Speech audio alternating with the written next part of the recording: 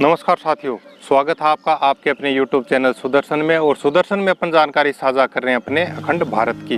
दोस्तों, आज पूरा भारतवर्ष रक्षाबंधन का पावन पर्व मना रहा है। बहनें अपने भाइयों को राखी बांध रही हैं, भाई अपनी बहनों को उपहार दे रहे हैं।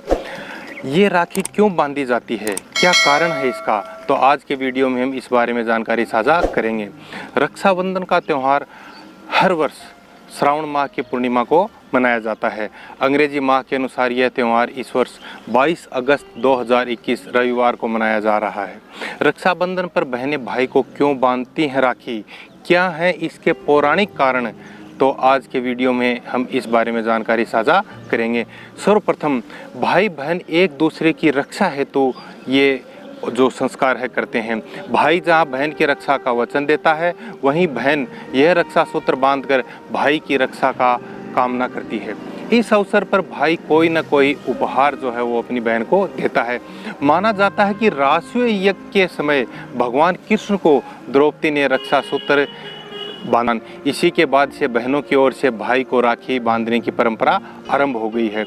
यह त्यौहार भाई बहन के असीम प्रेम, अटूट रिश्ते और उनके विश्वास को दर्शाता है और राखी का धागा दोनों के स्नेह को दर्शाता है। देश भर के अलग अलग हिस्सों में इसे अलग अलग तरीके से, अलग अलग रूप से मनाया जाता है। राखी बांधकर तिलक लगाकर भाई को मीठा अवश्य खिलाया जाता है। ये इसके संस्कार हैं, ये इसके नियम हैं। दोस्तों, दूसरे स्थान पर आता है पति की रक्षा हेतु भी रक्षा सूत्र बांधा जाता है। सबसे पहले ये जो संस्कार है या ये जो क्रिया है, इसकी सर्वप्रथम शुरुआत हुई सबसे पहले इंद्र की पत्नी सची ने वृत्रसुर से युद्ध में इंद्र की रक्षा के लिए सूत्र बांधा था। इसलिए जब भी कोई युद्ध में जाता है तो उसकी कलाई पर कलावा, मोली या रक्षा सूत्र बांधा जाता है, उसकी पूजा की जाती है। देवी लक्ष्मी ने राजा बलि को अपना भाई बनाकर हाथों में अपने पति की रक्षा के लिए बंधन बांधा था और अपने बंधक पति श्री हरि विष्णु को अपने साथ ले गई थी। तो ये पति की रक्षा के लिए सूत्र बांधा गया। तीसरे स्थान पर आता है सभी की रक्षा हेतु। इसे घर में लाई गई नई वस्तु जैसे वाहन आदि को भी बांधा जाता है और इसे पालतू पशुओं को भी बांधा जाता है। इसके पीछे मान्यता है कि इससे वस्तु और जो पशु हैं हमारे वो सुरक्षित रहते हैं। तो दोस्तों, चौथे स्थान पर आता है मोली करती है हमारी रक्षा, यानी कि राखी या मोली को कलाई में बांधने पर कलावा या उप मणिबंध कहते हैं।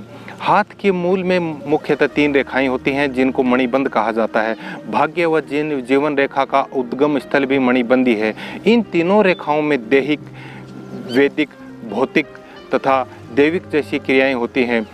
त्रिविध तापों को देने व मुक्त करने की शक्ति रहती है, इसलिए कलाई पर इसे बांधा जाता है। शास्त्रों में ऐसा माना जाता है कि मोली बांधने से त्रिदेव अर्थात ब्रह्मा, विष्णु, महेश तथा तीनों देवियां लक्ष्मी, पार्वती व सरस्वती की कृपा बनी रहती है।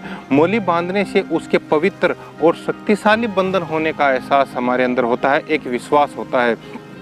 इससे मन के अंदर शांति मिलती है और पवित्रता बनी रहती है। व्यक्ति के मन और मस्तिष्क में बुरे विचार नहीं आते और वह अपने रास्तों से भटकता नहीं है।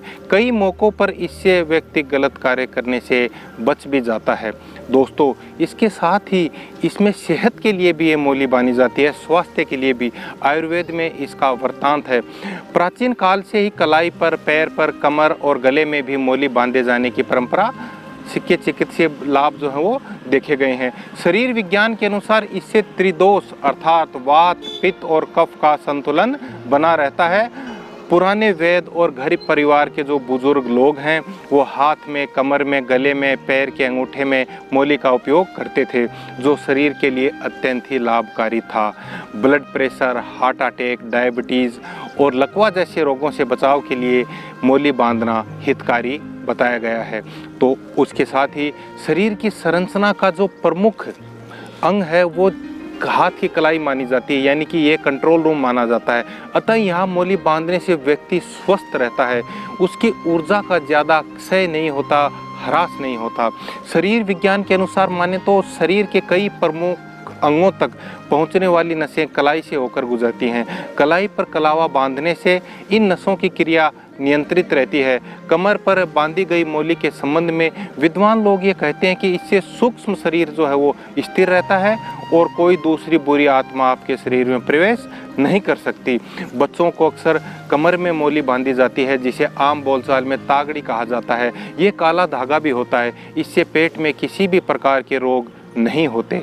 तो दोस्तों, आज के वीडियो में हमने जानकारी साझा की इस एक धागे की, एक मोली की, एक कलावे की या एक राखी की, कि कैसे इसके अनेक फ़ायदे हैं पौराणिक हिसाब से, चिकित्सीय हिसाब से और अपने संस्कारों के हिसाब से। तो आज के वीडियो में हम इतनी ही जानकारी साझा करेंगे। यदि आपको वीडियो पसंद आया हो तो वीडियो को लाइक करें, शेयर करें, सुदर्शन को सब्सक्राइब करें। आपका साथी विजय कुमार सिहाग। जय हिंद, जय माँ भारती।